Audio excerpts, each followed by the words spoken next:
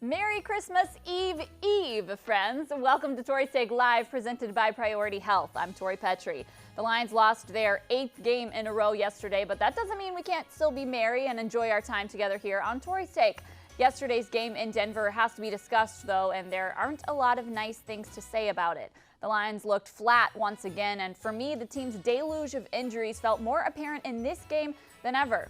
They played in Denver with just 5 starters on offense that they had at the beginning of the season. The offensive line had Tyrell Crosby at right tackle and Ode Abushi at left guard, and at one point when Taylor Decker went down, Dan Skipper stepped in at tackle.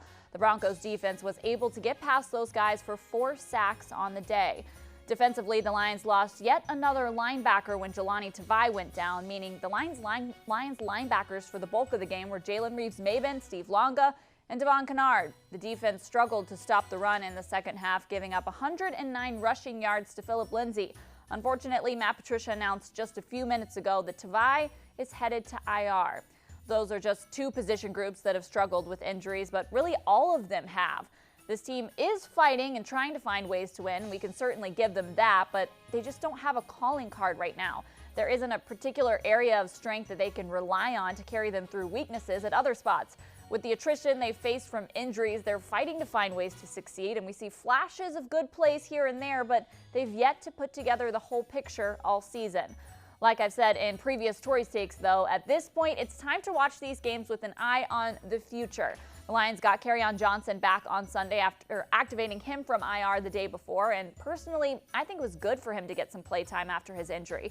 Sure, it's not like playing Kerryon could help the team make the playoffs or even finish with a winning record, but having him play is more about him than it is anything else.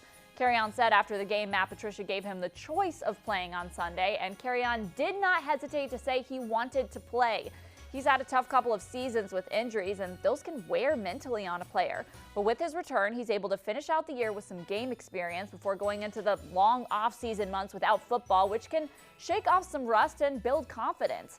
And the backfield duo of Kerryon Johnson and Bo Scarborough had a nice day to show for their returns as well. Kerryon had 10 carries for 42 yards, and Bo had 8 carries for 34 yards, as well as the team's second longest play of the day on offense, an 18-yard carry.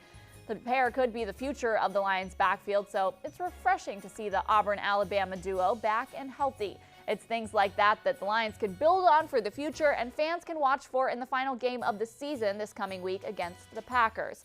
Keep those holiday spirits high, because we will be back with the extra point and a look ahead to the draft in just a bit. Don't go away. This is Mike. He runs one smart tomato farm. These are the fishy feeds that feed the tomatoes. Aquaponics farming? Smart, like choosing Priority Health Insurance. It's how smart people access a network that includes 97% of primary care doctors in Michigan. End zone. Caught! Oh, baby, what a catch! Oh, the Lions have got it! Gonna get hit. Gonna get sacked. Oh, this place is on fire now.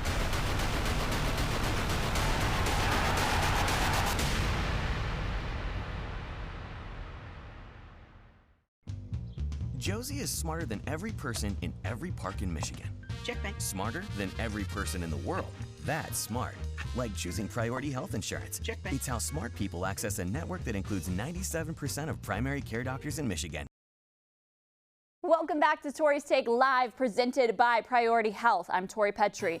It is time for our Extra Point segment, where we take you around the league. So today, let's head to Cowboys-Eagles, where the Cowboys took a crushing loss in Philadelphia. To add insult to injury, after the game, they got stuck on their team buses outside the stadium because their team plane had broken down and needed mechanical repairs.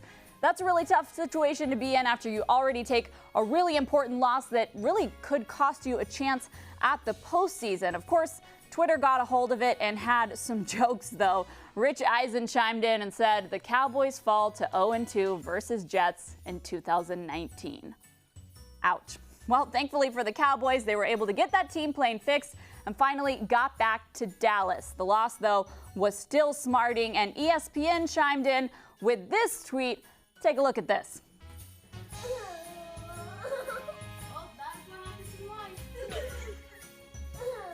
Well, that's what happens in life, Cowboys fans. This brother having some comments for his crying little sister is one of the better memes of 2019, and this was just savage of ESPN. Poor Cowboys, they've had a rough go of it. And then let's get to Skip Bayless. He posted this video that's part of a bit where he throws away an Ezekiel Elliott jersey when the Cowboys struggle, and of course they did yesterday, so here he is throwing away this jersey, but that isn't really the story here. Twitter has some thoughts on the microwave placement in Skip's house, right behind the trash can. I mean, I don't really have a problem with the lower down microwave, but in front of the trash can? First of all, gross. Second of all, the microwave door has to open. Does that mean you move the trash can every time that you have to use the microwave? This makes absolutely no sense. Skip, get it together.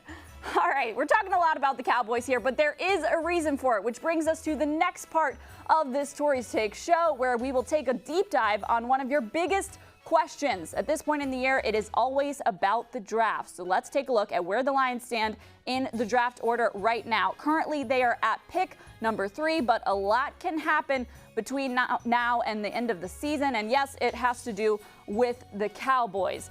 Now, the Lions are at pick number 3 right now. The Bengals secured pick number 1 with their loss to Miami on Sunday. So they will be picking with the first overall pick. Second right now is the Washington Redskins, but of course that could change should they beat, here come the Cowboys, Dallas on Sunday. Now, if the Lions lose and the Redskins win on Sunday, that means the Lions move to the number 2 pick. That's the highest, of course, the Lions could get in the draft this year. There's a few other scenarios. If Washington ends up losing to the Cowboys, the Lions will stay at number 3 if they lose on Sunday. I can guarantee you this team is trying to win this week. They want nothing more than to finish their season on a high note. It has been a rough year, and they want to go into the offseason with something to show for it. Now, this is just a scenario just in case the Lions lose. This is what you can be looking out for on Sunday. The Cowboys and Redskins don't play until 4:25, so depending on the outcome of the Lions game, if they aren't able to get it done against the Packers, you might want to be rooting for the Redskins in that game against the Cowboys. Of course, if you want the number 2 pick. We'll see what happens, though. Thank you guys so much for tuning in to this penultimate episode of Tori's Take Live. We've loved doing these all season long, and we will see you next week for one more live show after the conclusion of the Lions' 2019 season. Now, go enjoy your holidays. Merry Christmas, guys. From Xfinity Studio, I'm Tori Petrie.